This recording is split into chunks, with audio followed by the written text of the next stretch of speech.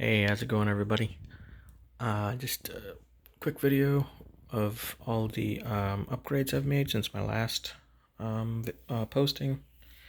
Um, Turned this into basically a speedrun car. It's like a really cheap platform, and it's kind of fun to see how fast it can go. We can start up front like we did last time. I made a custom air dam.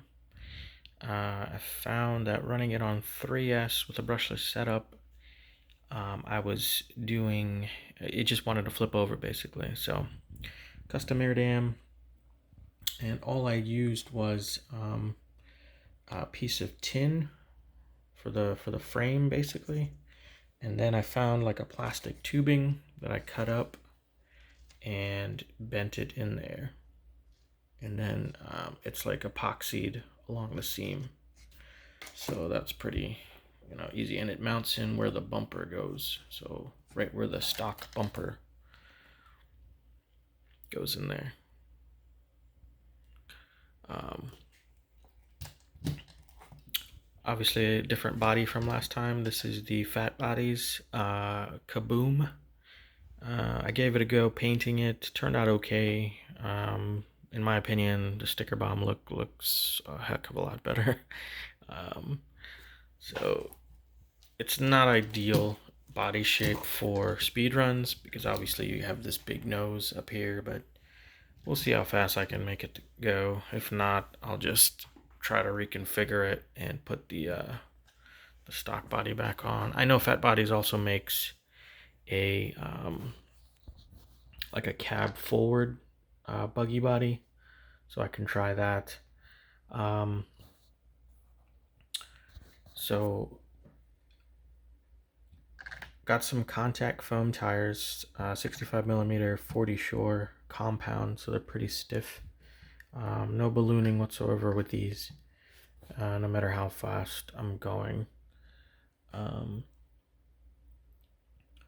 The wing, from my previous video, the speedrun video I just posted, I had this LC Racing wing on there.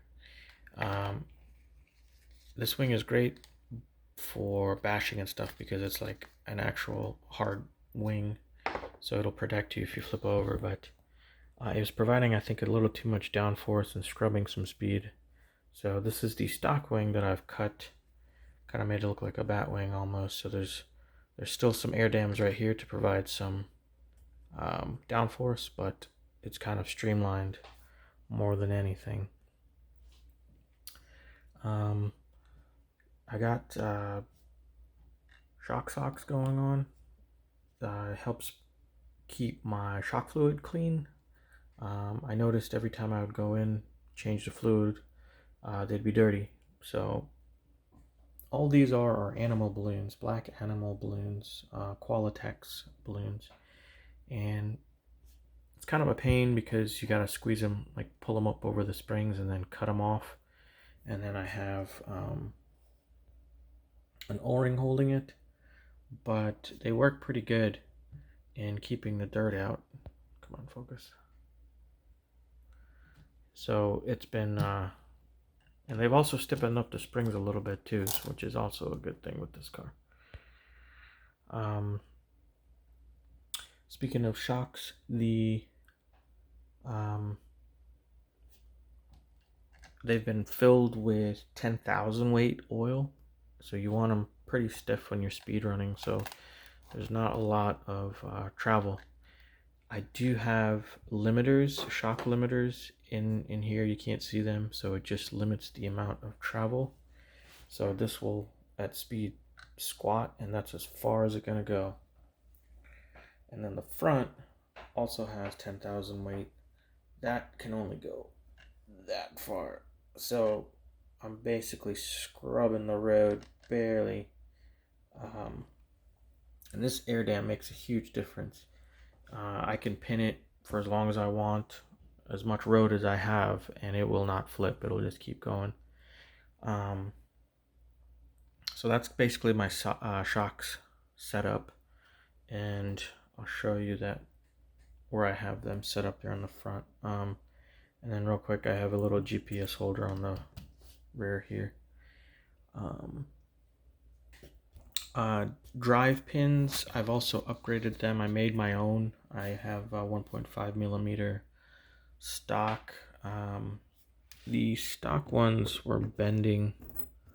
I don't have any here, but basically I just took these 1.5 millimeter blanks and put new axle drive pins in there.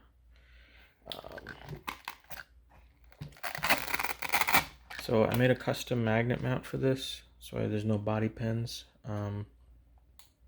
It's all lined with Gorilla Tape. I usually do that on all my bodies, but here in the back and up front there are three rare earth magnets.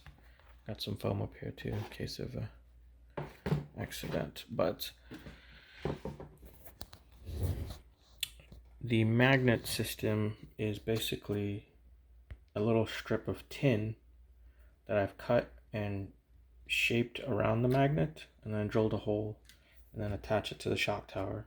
And tin being flexible, it naturally just found the angle it needed to be. On the rear, I just took the body post out and put a bolt through it from the bottom, so it came up. And then this magnet is just has a nut that's been super glued on, so it just screws on like so, and then everything just snaps together. And then I do have some Velcro on the sides because when you get going pretty quickly, the body likes to balloon out, so the Velcro will keep it in. Not much going on differently inside here. The only thing I've upgraded is the motor. It's a 5200 kV motor now. Still running a little 45 amp ESC, but that's pretty much it. I mean, it's nothing really groundbreaking.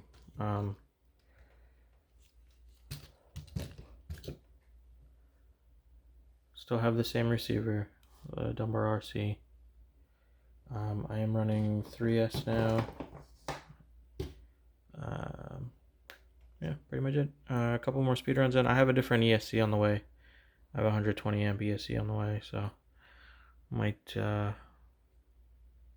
be pushing that 100 mile an hour mark here soon, hopefully. Anyways, catch you guys later. Bye.